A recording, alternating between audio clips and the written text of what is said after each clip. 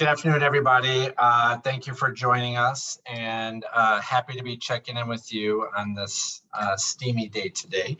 I'm going to go ahead and share my slides. I want to take us back a bit because we are embarking on, we embarked on a capital campaign, which many of you may know.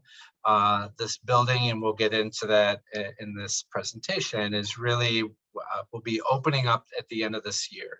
So there's a lot that's happening. Build as an organization has been growing and continues, and as we get ready to move into this building. But I wanted to pull up this slide, and this is a quote from Bob Gemlo, one of the founders, who said, let's look at youth as individuals, see where they are, then let's tailor make the program for their growth and the growth of the community. And that statement rings true today as it did, 53 years ago when Build was founded. It's exactly, I think, what makes our work unique, in that we have been able to tailor programs and get young people involved and invested.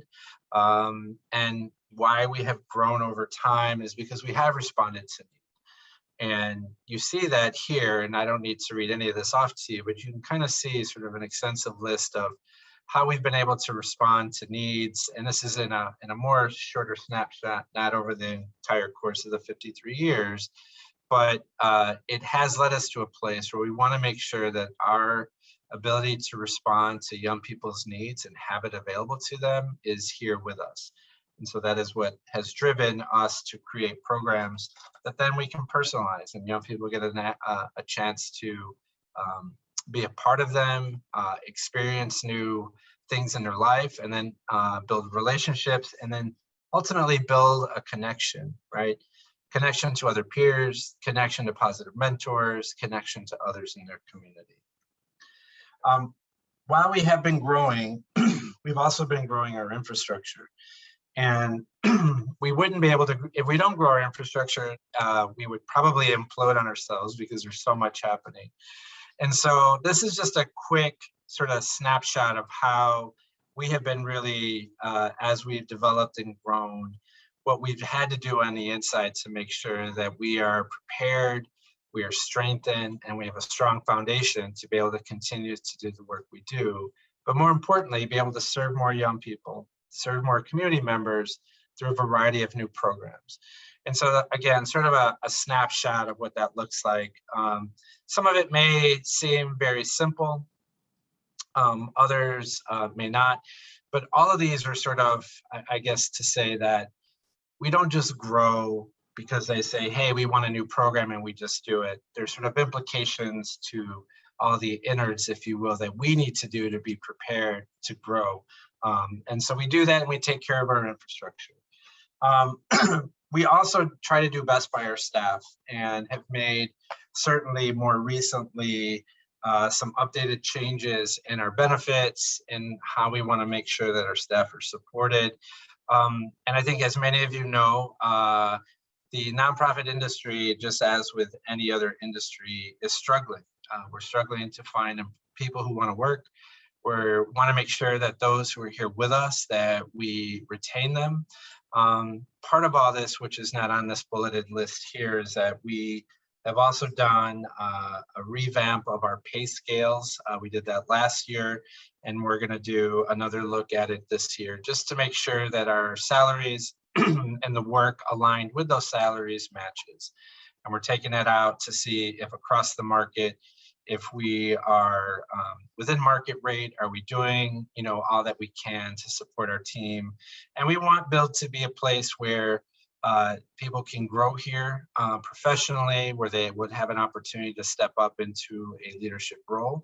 And ultimately also is a strong sort of training ground as new social workers or new folks to the workforce are coming in, learning a lot, growing, and then ready for their next opportunity. I've always been a big believer in if you do want to retain talent, so let me be clear with that. But I also think it's okay to be a solid training ground, because you train them up and then they go out into the world and they take all that they've learned from you, bring it into their next place, and help to change the world in that way as well. So as long as we are the good learning and training ground for our employees to be able to step out into other roles outside of the organization, I'm okay with that. And I think it's probably the best way in my mind for young people and for to get experience and to try something new and to grow into other work as well. So I'll stop there and keep going on. We did have an amazing gala this year. So it was our first time being back in person after 2 years of not. We were at Navy Pier. I think we had about 600 people in the room. It was a really great time. Our young people killed it on stage. They had the opening performance, of course. And part of that opening required a lot of video work that they put together. We had a great videographer who did work with our young people. And one thing that was new, if you weren't at the gala this year, is that we actually had a second performance midway through, which was, we had never done that before. So it was exciting to have our young people showcase what they'd been working on this entire time. So thank you to all who came out, who were supportive, and who were there. The other piece of what we're doing is we're growing our leadership. So this is new for Build. As you can see here, we've created sort of a full C-suite of talent, if you will, to be able to support our growth. And let me tell you, because there's not a slide that says this, is that our fiscal years begin July 1st. So our last fiscal year, fiscal year 22, we ended at $8.2 million budget. First in Build's history to be at 8.2. This year, at starting July 1, we are at $14 million. So it's a pretty significant jump. We knew and had planned for this jump to happen as a result of the new project. We needed to, as I had mentioned in a previous slide, that we've always been thoughtful and careful as we've been growing to make sure our infrastructure supports growing program needs, growing infrastructure needs, and that we could really be strong as we're moving forward. So I will tell you that when we had our first look at the budget, myself, Kirsten, our Chief Program Officer, and our Chief Financial Officer, I know we sat back in silence. It was like the holy cow, what are we looking at? Because that was a big number. And if you think about to grow fairly quickly, to get to that double-digit number, it was pretty shocking. But after a lot of work going through the budget, you know, drawing down some of our planned giving dollars that we had as a result of the capital campaign, some of our program and infrastructure money, we knew we were ready for this. So we're stepping out in this fiscal year and excited for what the future brings. So here you'll see just some updates of where we're at on our project. So I will say, we had an update that our new deliver the building to build time is going to be end of October, not end of September. As you can imagine, there has been some supply chain issues.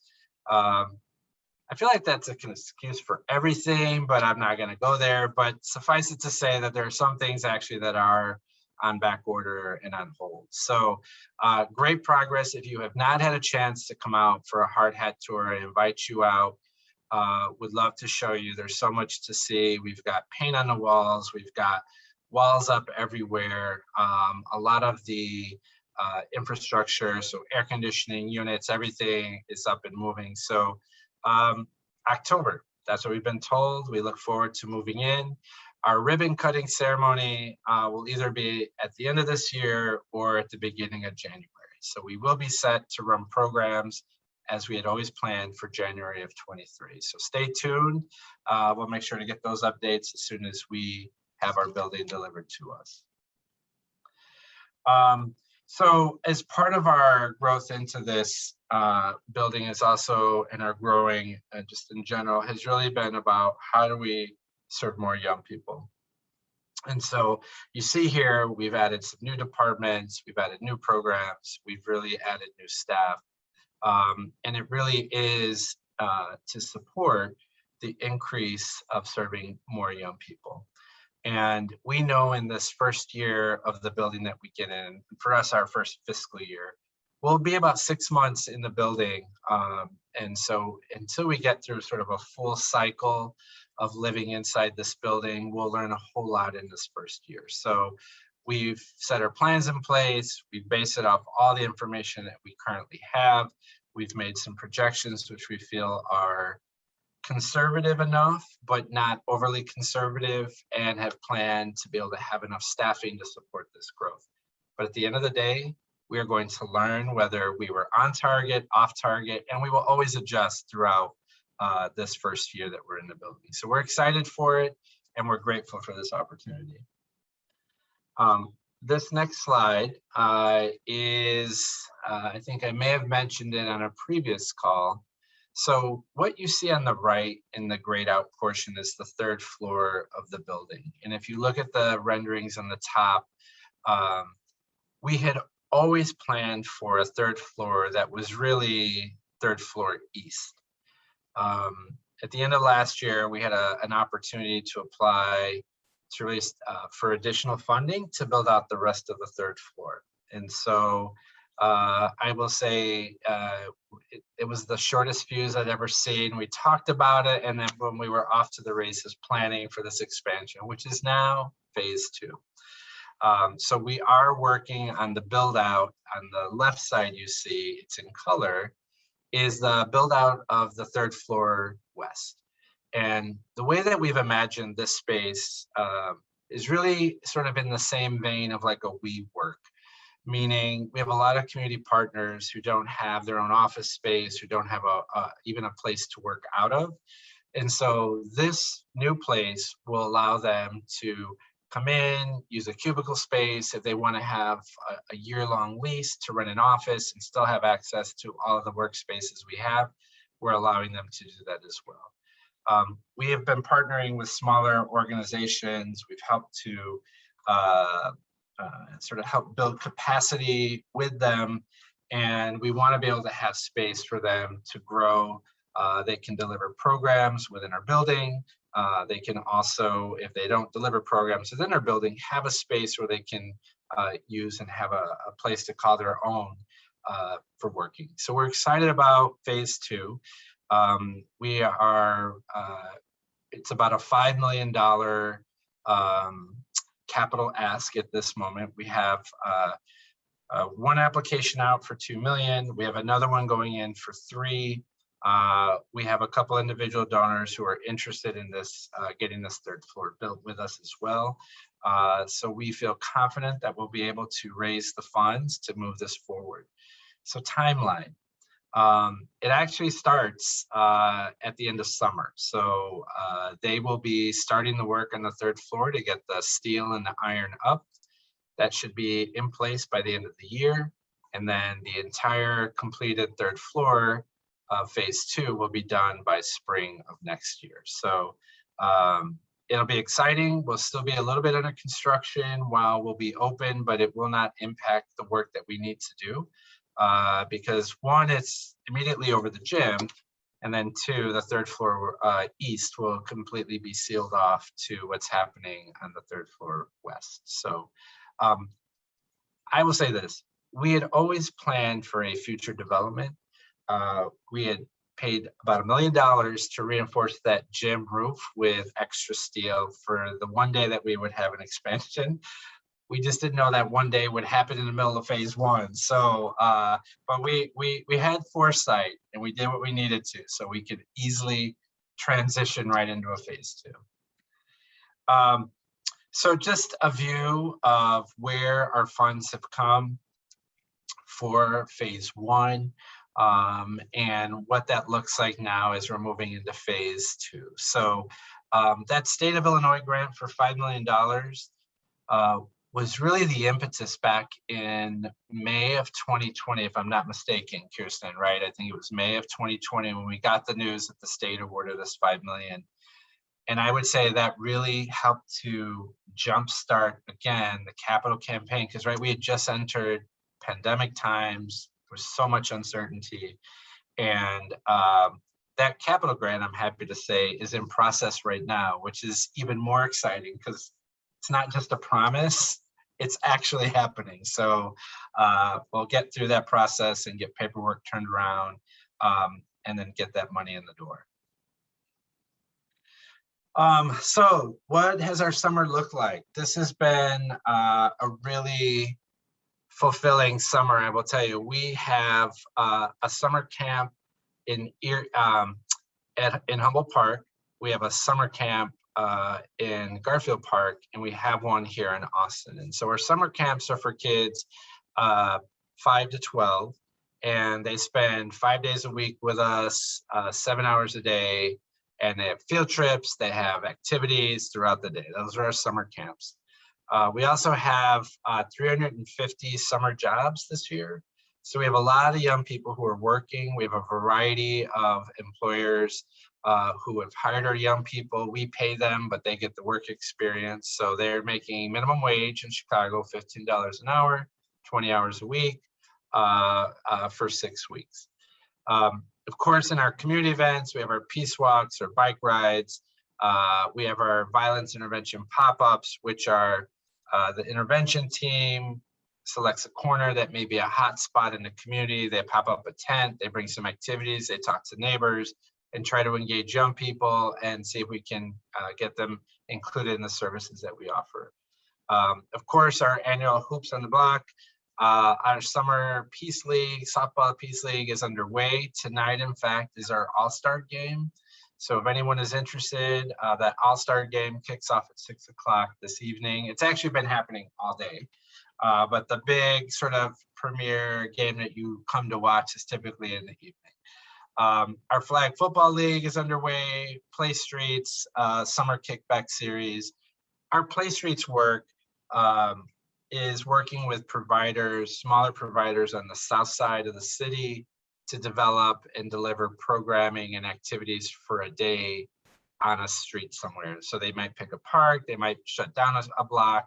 And so that organization has to bring activities and food and fun to the community. And that's what the Play Streets is really about. Why Southside?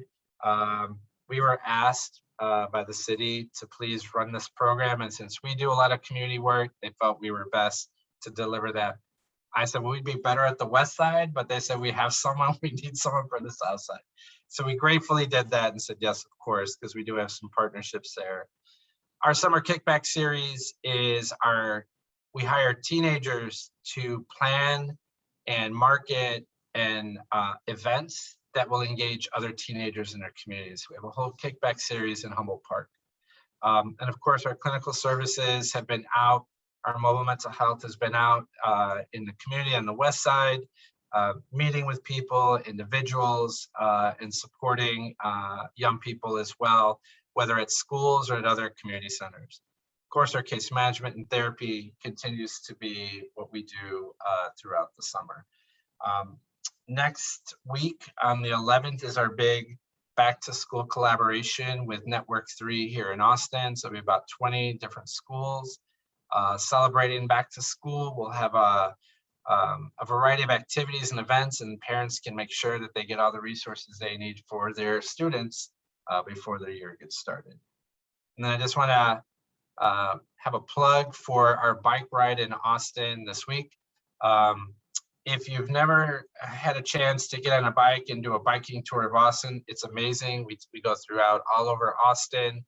We see all parts. We see the Frank Lloyd Wright House, which it's tucked away, so you would miss it if you were just driving down the street. But all sorts of great things that we get to see in our neighborhood. And I will tell you, every time we've done our bike rides, they're safe because we are in partnership with Equiticity, who does equitable biking across the city. So they lead our bike rides, and Divvy is our partner. So they bring in Divvy bikes if you don't have a bike. But the community is always cheering and clapping every time they see this big round of bikes coming through the neighborhood, doing a tour. We've got youth, we've got adults, we've got everyone on bikes. And it really is such a great event. So if you're looking for something to do this Saturday, by all means, we'll see you here. at Bethel New Life, which is our partner organization that we're currently also housing staff. That's where we're meeting up, and then we're setting off on our bike ride at 10. So that is all for my updates. And if anyone has questions, by all means, feel free to ask. Thanks, Adam. I did have a question in the chat about, given that our headquarters is under construction, where we've been holding summer camp and where we will be holding programs this fall. Very good question. So we have been stationed in 4 different locations while we've been away and under construction. So we have a summer camp here at Michelle Clark High School. So we've got, in fact, 3 rooms right outside this door from where I'm at, close by. So we have a flurry of activity here every day because we have teen programs as well. And in Humboldt Park, we're at Erie Charter School. So they've always been our partner, probably for about 6 years now. We've been at Erie Charter School. And then in Garfield Park, East Garfield Park in particular, we are serving at Melody Elementary. And that is a new partner site that we started work with this spring and are running a full summer camp. We also are having a high school summer camp at Clemente High School. It is part of what's called the Choose to Change program, and it's helping young people stay engaged, make good decisions. So we're running a high school summer camp there as well. All of our job sites are spread out across the city. We have a big chunk of youth who are working here with us on our farm, our community gardens, and in our summer camps, and spread out through some of the other arts camps and things that we're doing. So that's where all of our summer activity is happening now. In the fall, when we go back, programs will still exist inside the schools where they're currently at. We are using the temporary space to host programs until we open up in January. So our programs and staff will stay put until January when we move in, and not all programs move into the building. Many of the programs will move back into the building, but our school-based after-school programs will always be inside those schools.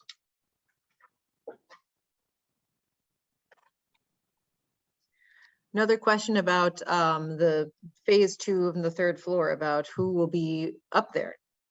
Great question. So our community partners will be up there. So many of them have been asking, which is really what prompted this. It said, hey, we know you're building a building. Is there space for us? Can we come there in office? And at that point, we have some open cubicle spaces. So, but we had more requests than we could fulfill. So this was an opportunity to do that. So we have the Center for Elderly and Disability Law, which is excited to finally have space with us, Westside Rising, Revolution Workshop, and Strive 365, which is an SEL partner of ours. So we have, just to name a few, who are excited to be up there. It can also be for entrepreneurs. Maybe they just need a space to work out of for the day, to get Wi-Fi, print some things, so they can use the space at this point. So we're excited to be able to offer that to them as well. Wonderful. I've had a question also about the date of next year's gala. That's going to be May 5th, 2023. Cinco de Mayo. Cinco de Mayo, yes. This is, I think, since I've been here, it'll be the 2nd time that our gala has fallen literally on the 5th of May. Mm-hmm. It's a good time of year. Yeah. Any other questions? Elaine, we have a date, right, that you're coming out, you and Eileen? Okay, just making sure. Yes, we do. All right, excellent. We're looking forward to it. Absolutely. Bruce, how about you guys? Have you been out yet to have a hard hat tour? We have not. Okay. I think we're getting close to thinking about it. Excellent. Well, while the weather's good, certainly, but the easy thing is whenever it's convenient for anyone on this screen, whether mornings, afternoons, or later afternoons, whatever works best for you all.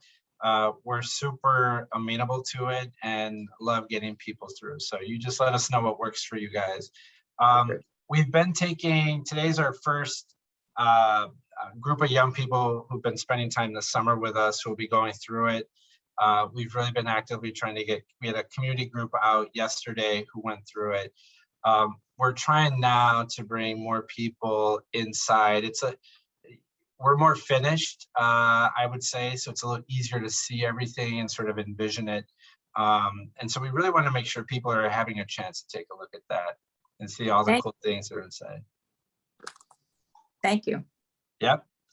Yes, Carolyn, go ahead. Hi, I was wondering with the federal CARE Act and monies that are becoming available for mental health care with the exacerbated situation, making services for mental health so much more critical. Are any monies going into that part of the BUILD program to expand it? Absolutely. It's a lot of the funding that let me step back and say, the department that has grown the most, Carolyn, has been our clinical team because of the demand and the need for mental health services and working. This is pre-COVID, but working through the trauma of growing up in these neighborhoods, right? And so obviously, as a result of everything through pandemic, social unrest, and everything that's happened, so the amount of dollars that's allowed us to expand and include more clinicians, do more of our mobile outreach as well. Absolutely. I can tell you that it's interesting. I was talking to an educator on my way in one morning, and we were talking about how this younger group of kids is not really, they're less socialized, because typically, right, in a non-pandemic time, kids would be in preschool, going together and showing up and learning how to play and work through and navigate relationships. And it's been incredibly difficult, certainly now. And I can say just our experience here this summer on the site that I'm at in Austin, I can tell you that our young kids have had a tough time because they just haven't been in person with each other. And so the need for the mental health resources, and again, just sort of socializing, getting everyone back in together to know what it feels like, to feel each other's energy and see body language. A screen is great and convenient, don't get me wrong, but I don't know what's really happening, right? I can't really read all that's in there. And so for that reason, as it's been safe to bring people back to work, we really have asked that our teams come back, because we need to, as a team, feel that. And then that translates also to our kids feeling that. We need our kids to be there as well. So we've always done our best to be safe. We ask that our entire staff are vaccinated. And so we're doing our best practices as we can and following the guidelines. But the sooner we can be in person and be normal again, and I say that because what is really normal anymore, but it just, you feel it. It just changes. People change. Our young people are changing. It just feels more like how it used to be. So absolutely. Thank you, Carolyn, for your. Great. Thanks for the update. Yeah. Yes, and yes, John, please go ahead.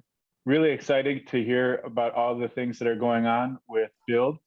And first, wondering, where is the All-Star softball game this evening? Yeah, it's going to be at the Little Cubs field in Humboldt Park. Okay. Yep. Right. All right, cool. And also, I presume that there might be some opportunities for volunteers to connect coming up at the beginning of the school year. We felt like we were just, just starting to get some momentum, and our students were really starting to feel a connection in the spring. Yep. And that was kind of a cool thing. Yeah. So looking forward to other opportunities. Absolutely, John. No, we're looking forward to having you and the groups back as well. And I know that COVID was a bit of a sideline for us again at that point. So assuming, I will say January in 2023, when we bring all programs online, it will be easier to have groups, anyone, let me just say that, anyone volunteering will be much easier because we'll be in a facility that will allow for more people. It is us who are regulating and getting people in the doors, and it's, you know, it's a little bit different with schools sometimes, different rules, and not all of our schools want lots of volunteers, and sometimes it's tough for them. But once we're back online, John, in January with programs, I mean, let's talk before then so we can gear up and be ready. But would love to have you and your students back as well. Great. Yeah, we certainly have our usual schedule of sort of school supply drives and our sort of annual coat drives that are happening this fall, which have just kind of ballooned in size as more people have gotten involved. And then of course the garden will always require work, even as our main flagship garden has only now going to be replanted. We have community gardens that have taken their place while we've been placed, and so there's certainly opportunities here and there for people to get involved, but we will look forward to welcoming back those full classrooms soon enough. And so what would be the best way should I reach out directly to you, Adam, or to you, Kirsten? Or? Yeah, you can reach out to me, John, and because at the timeline, I'm actively every day, so I know what that timeline looks like. Okay. Yeah, you and I can talk, and then because I know you guys have been with us since our turkey drive, if I'm not mistaken. You brought your group to unload 400 turkeys off the back of that truck. So let's check in, you and I, and then we'll get everything started and set up for this upcoming year. That sounds great. Yep. Wonderful. Any more questions? It's also worth noting that for anyone who is maybe volunteering for the very first time, unlike John and his team, there's an interest form you can fill out on our website, and our volunteer coordinator, Melissa Moore, will get back in touch with you and tell you about the other opportunities we have. Yep. Great. Well, thank you everyone so much for coming today. You know, we say it because it's true. None of this would be possible without the support of this community. And you're the people who have helped us take these big leaps forward. And given us that support and that security to know that we can stretch and be ambitious and not sacrifice any of our dreams that we dream on behalf of our young people. So thank you to everybody here. Please feel free to be in touch with us at any time, and we will look forward to seeing you on the first quarter of the fiscal year 23. Awesome. Thanks, everybody. Thank you. Have a good one.